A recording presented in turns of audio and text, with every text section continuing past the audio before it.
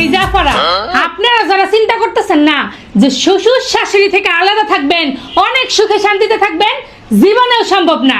এই যে একটার সাথে নিয়ে ঘুরতেছেন না, এই একটার ভিতরেই সাইডটা শাশুড়ি, সাইডটা শ্বশুর, সাইডটা ননদ, সাইডটা দেবর আর শ্বশুর বাড়ির গোষ্ঠী সবাই একদম ভরপুর।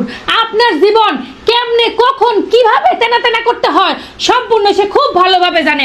শুনেন, আপনারা যারা ভাবতেছেন যে এখন শ্বশুর শাশুড়ি নাই আলাদা থাকি অনেক শান্তিতে থাকবো, তারা শুনে রাখেন, এই যে একটা চিজ সে কিন্তু মাথার মধ্যে সেট করে আসছে যে আমার আব্বা আম্মাকে নিয়ে থাকোস না তো কি হয়েছে, তোকে জ্বালাবো আমি।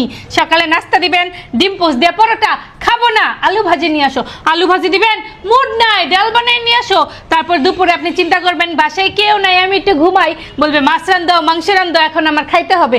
তারপরে তো অফিসের যে কলিগ আছে তাদেরকে বাসায় হুটহাট নিয়ে আসবে, নাস্তা বানাও, চা বানাও, এই বানাও সেই বানাও, সে একাই তো 100। আপনাকে আর জ্বালানোর জন্য কি লাগে বলেন? চাটা ঠান্ডা হয়ে গেছে। দেখছেন, প্রমাণ পাইছেন আপনারা।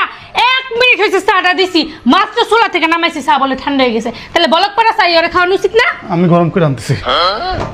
আর এই যে তার কাপড় চোপড় ধুবেন, তখন কি করবে জানেন? এমনি দূরবীন দিয়ে দেখবে কলারে ময়লা আছে, হাতায় ময়লা আছে, সারাদিন এমনি কাপড় ঘষবেন। সে বলবেও না যে তুমি এত কষ্ট করে কাপড় ধুইছো, সে শুধু কি করবে চেক করবে, এটা ভালো হয়নি, ওটা ভালো হয়নি। আপনি কিছু বলতেও পারবেন না।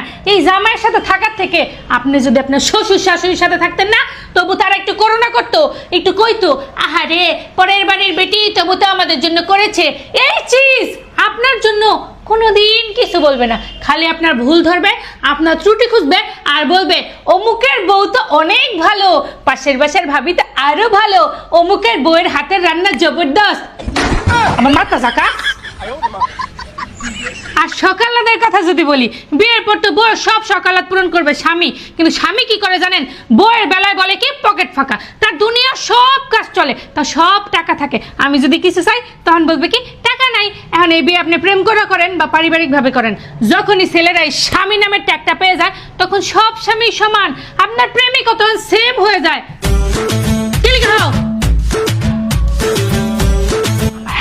হাসে আবার ঠিক হয়ে যাও তোমরা।